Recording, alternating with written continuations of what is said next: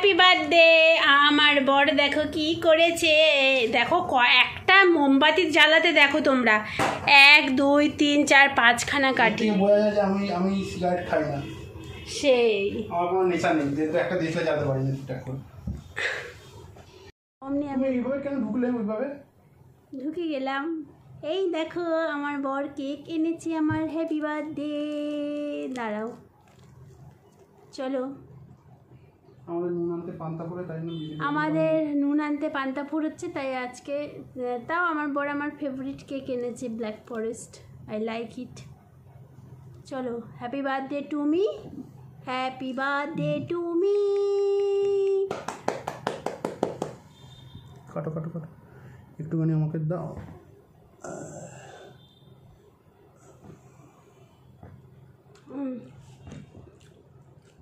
আনন্দময় কেক না?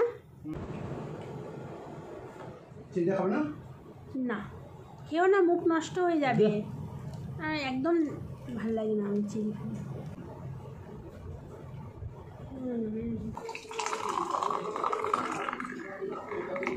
এটা হচ্ছে পরের দিন সকালবেলা। সবাইকে জানাই গুড মর্নিং। কালকে দিনটা সারাদিন মন খারাপ করেই কেটেছে, তবে হ্যাঁ, মনটা ভালো করার জন্য দীপ একটুখানি চেষ্টা করেছে। সেটা হলো একটা 40 টাকা না 42 টাকা না 44 টাকা দাম হয় একটা ব্ল্যাক ফরেস্ট কেক নিয়ে এসেছিলো। সেটা কেটেই কালকে জন্মদিনটা আমার সেলিব্রেশন হলো। তো যাই হোক, দুঃখের কথা এখন সাইডে রাখি। এখন তোমাদের একটা গ্রামীণ রান্না দেখাই, ভিলেজ ফুড যাকে বলে। সেটা হচ্ছে গাঠি কচু দিয়ে মাছের ঝোল। কারা খাও আর কারা খাও না অবশ্যই কমেন্ট বক্সে জানিও। আমি তো গাঠি কচু দিয়ে চিংড়ি মাছের ঝোল, জ্যান্ত মাছের ঝোল দুটো খেতেই খুব ভালোবাসি। হয়ে গেছে বন্ধুরা রান্না। সবাইকে গুড মর্নিং। গুড মর্নিং কি বলবো, এখন 1:30 বাজে। Good afternoon. কেমন আছো তোমরা সবাই? আজকে ওয়েদারটা সকাল থেকে এত বৃষ্টি হলো, বাড়ির সামনের রাস্তায় পুরো জল জমে গেল, কিন্তু মানে এদিকে ঘেমে চেমে একাকার হয়ে যাচ্ছি। এখনও দেখো পুরো মেঘ করে রয়েছে। আর আজকে আমার বড় সেই কারণে পুরো রাস্তায় জল জমে গেছিলো বলে আর ও সকালবেলা আর বেরোয়নি। এমনিতেও স্যাটারডে একটু কাজটা প্রেশারটা কমও থাকে। তো এখন একটু রেস্ট করব, তারপরে স্নানে চলে যাব। প্রচণ্ড গরম লাগছে। আর এই যে আমার বরকে এক ঝলক দেখে দিলাম, ভালো করে দেখাতে পারলাম না কারণ খালি গায়ে রয়েছে না। রিমঝিম ধারাতে আমি এখন স্কিন কেয়ার করছি, আর বাইরে ঝমঝম করে বৃষ্টি পড়ছে। দেখবে রাস্তার অবস্থা, এখানে একটু বৃষ্টি হলেই রাস্তায় জল জমে যায়। দাঁড়াও দেখাচ্ছি। এই দেখো, রিমঝিম ধারাতে পুরো একদম রাস্তা ভেসে গেছে একেবারে। কাল সারাদিনটাই তো মন খারাপ করে কেটেছে। ভাবছিলাম কালকেই একবার স্কিন কেয়ারটা করব, কিন্তু এতটাই মনটা খারাপ ছিল যে এবছর জন্মদিনটা এভাবে কাটলো, এইসব ভেবে ভেবেই সারাদিন কেটেছে। তো যাই হোক, তাই আজকে একটুখানি নড়ে চড়ে বসেছি যে না, মন খারাপ করে বসে থাকলে হবে না। খারাপ সময় কিন্তু আরও প্রাণোচ্ছল হাসি খুশি থাকার চেষ্টা করাটাই উচিত, না হলে মনের সাথে সাথে শরীর খারাপও হয়ে যাবে। কালকে সারাদিন ভালো মতন খাবারও খাইনি, তো আজকে আমি এখন ওর জন্য নড়ে চড়ে বসেছি। রান্না যা করার করলাম, আর একটু বেসনের সাথে একটুখানি কফির পাউডার মিশিয়ে তোর স্কিন কেয়ার করে স্নান করে আসলাম, তারপরে খাওয়া দাওয়া করলাম। আর বিকেলবেলায় যে বরমশাই গেছিলো সিঙ্গাড়া আনতে, আর আমার জন্য এনেছে ফুচকা। দীপ যদি বাড়িতে থাকে তাহলেই সন্ধ্যেবেলা ওর সিঙ্গারা খাওয়ার জন্য মন চায়, তো সেই জন্য সিঙ্গারা আনতে গেছিলো। আর আমি বলেছিলাম আমি না সিঙ্গারা খেতে একদম পছন্দ করি না, তো তার জন্য আমি বলেছিলাম যদি ফুচকা পাও তাহলে আমার জন্য একটু ফুচকা এনো। মনে হচ্ছে ফুচকা পেয়েছে। সিঙ্গারা আনোনি? সিঙ্গারাও এনেছে। এই দেখো ফুচকা কারা খাবে চলে আসো। অনেক দিন বাদে ফুচকা খাচ্ছি, আর ওদিকে বর খাচ্ছে সিঙ্গারা দিয়ে মুড়ি, আর সাথে আছে চা। কোনোদিন খোলে কোনো বাজে না, বাজে ব্যবহার নেই তো।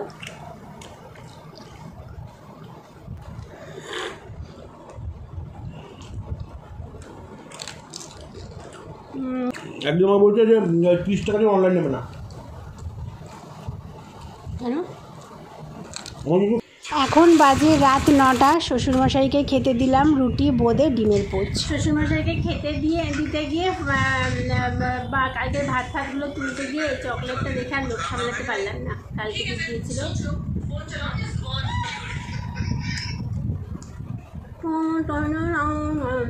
আমার বরের সারাদিনের এটাই আজকে কাজ হলো, শুধু মোবাইল দেখা। শ্বশুরমশাইকে খেতে দেওয়ার পর কিছুক্ষণ আড্ডা মারলাম বর বউ মিলে। তারপরে এখন বাজে 10:30, চলে এলাম নিজেদের খাবারটা রেডি করতে। ভেবেছিলাম ডিমের ঝুড়ো করব, জানো তো, কিন্তু ডিমের ঝুড়ো করতে গেলে পেঁয়াজের পরিমাণটা একটু বেশি লাগে। এদিকে ঘরে একটা ছোট্ট সাইজের পেঁয়াজ আছে, তো কি করব, ওই ছোট পেঁয়াজটা দিয়ে 3টে ডিম দিয়ে অমলেট করে নিলাম। তোমার কোম্পানি কনফার্ম করে ঢুকিয়ে দেবে, কিন্তু কটা আগে কোম্পানি থেকে ফিরত হবে না ব্যাংক থেকে যে টাকাটা ঢুকেছে, তো সেই জন্য আমি ওটা কনফার্ম করে তোমাকে করে দিচ্ছি। ঠিক আছে, কত টাকা নেবে? 200 টাকা দাও। কি লাগবে? কি চাল লাগবে, চা পাতা লাগবে, বিস্কুট লাগবে, আর কি? চিকেন খাবে না তো বললে আজকে? তাহলে ওই একটা ঘি, একটা মাখন, ওই যে থাকে না 100 গ্রাম দি, ওটা মানে 50 টাকা দাম নাকি জানি না। ওই একটা মাখন নিয়ে চলে আসো, তাও বরঞ্চ তোমার মা ডিম আলু ভাতে মাখন দিয়ে খেয়ে নিতে পারবে। আর সব মাখন তো লাগবে না, থেকে যাবে, কাজে লাগবে।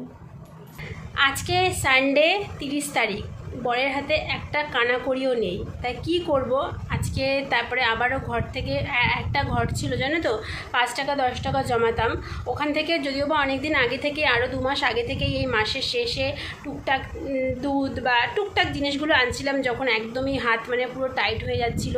তো আজকে পুরো মানে অন্যান্য দিন বর তাও মানে অল্প করে হলেও মাংস টাংস আনে, কিচ্ছু নেই ওর কাছে টাকা পয়সা। তারপরে বললো আর কিছু করার নেই, ওই খুচরোগুলোই বার করলাম, বার করে 300 টাকা দিলাম। বর নিজেই মানে যে কিনা রবিবার মাংস ছাড়া তার মানে চলেই না, ফাটাফাটি করে মাংস যদি না হয় সানডে, মানে ও যদি স্যাটারডে রাতেও মাংস খায় তাও ওর সানডে মাংস লাগবেই। তো সেই ছেলে আজকে বলছে ছেড়ে দাও, আজকে মাংস খাবো না, আজকে 30 তারিখ, কালকে তো মাইনে পাবো, কাল বা পরশু, তখন নয় মাইনে পেলে তারপরে একদিন চিকেন খাবো। তো আজকে আমরা কি খাবো বলে তো গেছে। এবারে এখানে না পাড়ায় একটা ওষুধের দোকান আছে, যেখানে ও ওষুধ দিয়েছে যখন ব্যবসাটা শুরু করেছিল। তো সেই দাদাটার কাছে অনেকগুলো টাকা পায়।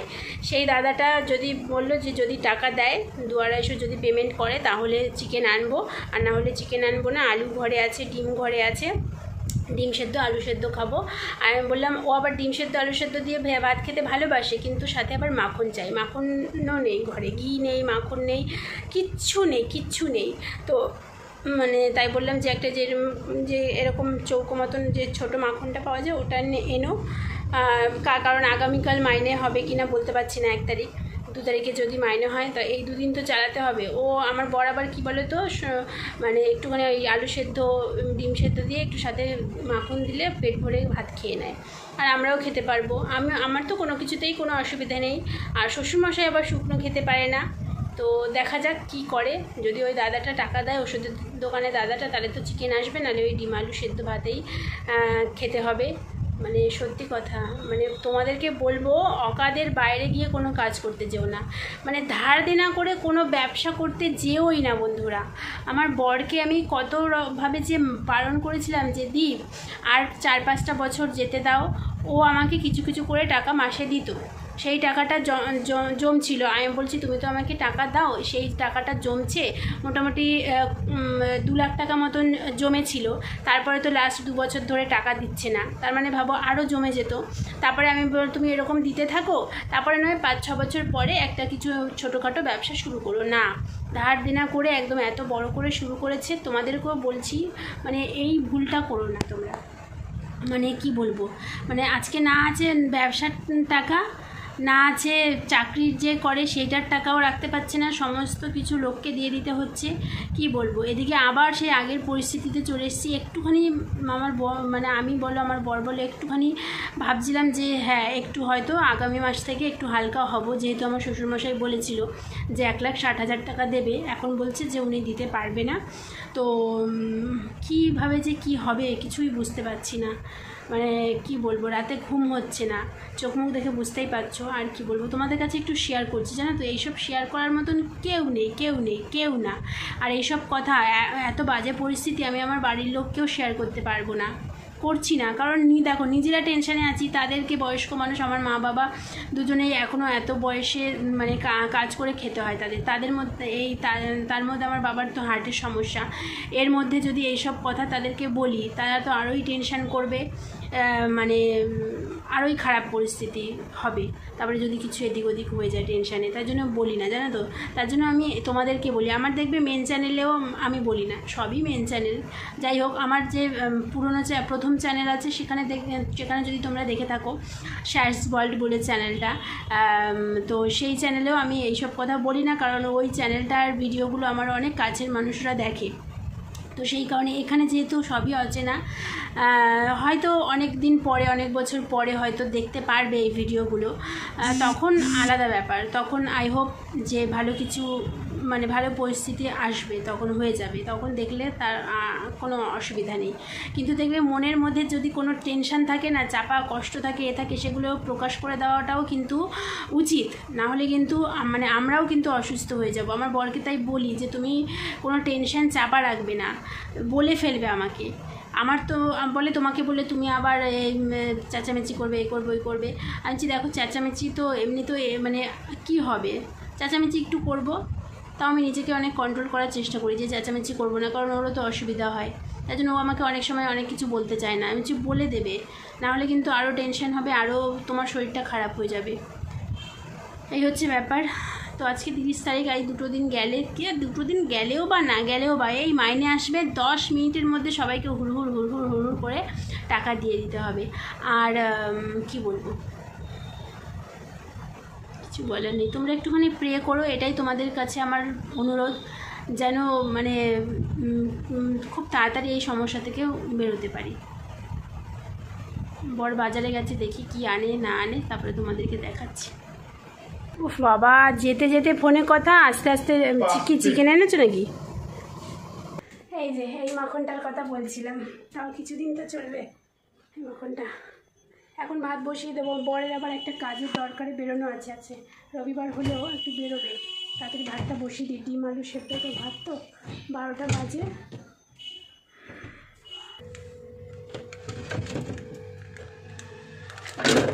এই একটা ফ্রিজের এইটা হয়েছে, খালি খুলে পড়ে যায় যে।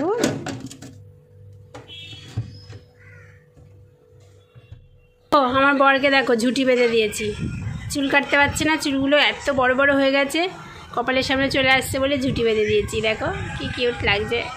হ্যাঁ, চলে এসেছি ডিম সেদ্ধ আলু সেদ্ধ ভাত নিয়ে। কটা বাজে? 2 বাজে। বর সানে গেছে, খেয়ে দিয়ে বেরোবে একটা কাজে। তোমরা একটুখানি প্রে করো যেন যেই কাজে জন্য বেরোচ্ছে সেটা যেন সাকসেস হয়। তো চলো, দেখো আমি ডিম ছাড়িয়েছি, একটা ডিমের মধ্যে একটু খোলা রয়ে গেছে। বর চলে গেল খাওয়া দাওয়া করে, স্নান টান করে। আর আমি কি করব, আমার মেন শ্যাসওয়াল চ্যানেলে না প্রত্যেক দিন সন্ধ্যে 4:30টার সময় একটা করে রেসিপির শর্টস দিই। কী রেসিপি দেবো, ঘরে তো কিছুই নেই। তো বেসন ছিল, একটু ফুড কালার ছিল, সেই সব দিয়ে এই যে বোঁদে বানানোর চেষ্টা করছি। বোঁদেটা মোটামুটি প্রায়ই লাগে, দোকান থেকে রোজ 20 টাকার বোঁদে আনা হয়, রোজ না হলেও একদিন ছাড়া ছাড়া হলেও আনা হয়। তো ভাবলাম চলো একটুখানি বাড়িতে বোঁদে বানানোর চেষ্টা করা যাক। এই ফার্স্ট টাইম বানাচ্ছি, জানি না কেমন হবে। এর মধ্যে চিনি, জল, একটু লেবুর রস, একটু এলাচ থেতো করে দিয়ে দিয়েছি। আর এটা বেসনের ব্যাটারের মধ্যে একটু কালার মিশিয়ে ঝাঁঝরি দিয়ে ভেজে নিয়েছি। খুব একটা ভালো ভাজা হয়নি, গোল গোল প্রথমগুলো, জানো তো কী সুন্দর গোল গোল হলো, তারপরে শেষের দিকে এগুলো হলো না কেন কে জানে। হ্যাঁ, ভালো মোচমুচে হয়েছে, কিন্তু রসটা ঢুকলে বেশ ভালোই হবে, খেতে খারাপ হবে না।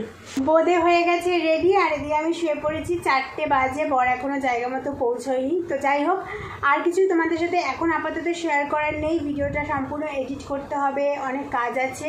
তো আজকের ভিডিও এই ব্লগটা সেই 3 দিন ধরে চলছে। 28 তারিখে রাত্রেবেলার থেকে শুরু করেছি, আর আজকে 30 তারিখ তোমার কি বলে বিকেল 4টে বাজে। তো যাই হোক বন্ধুরা, এই ছিল আমার আজকের ব্লগ। যদি আমার এই রুটিন, এই ব্লগ, আমার এই মনের কথা, আমার এই সমস্যা মিলিয়ে, সমস্ত কিছু মিলিয়ে তোমাদের সাথে শেয়ার করলাম। যদি ভালো লাগে, যদি সাথে থাকতে চাও, সাথে থেকো, একটু সহায়তা করো তোমাদের লাইক, কমেন্ট, শেয়ার, সাবস্ক্রাইবের দ্বারা। তোমরাও ভালো থেকো, আমাকেও একটু ভালো রেখো, একটু সাহায্য করো।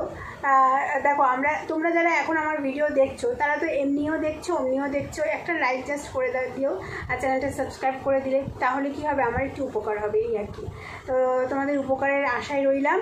তোমরাও ভালো থেকো, আর তোমরা প্রে করো যেন আমাদের এই সমস্যাটা খুব তাড়াতাড়ি সমাধান করতে পারি আমরা। তো চলো, tata, bye bye, good night, আর দেখা হচ্ছে আরও একটা নতুন ব্লগে নেক্সট দিন, ঠিক আছে।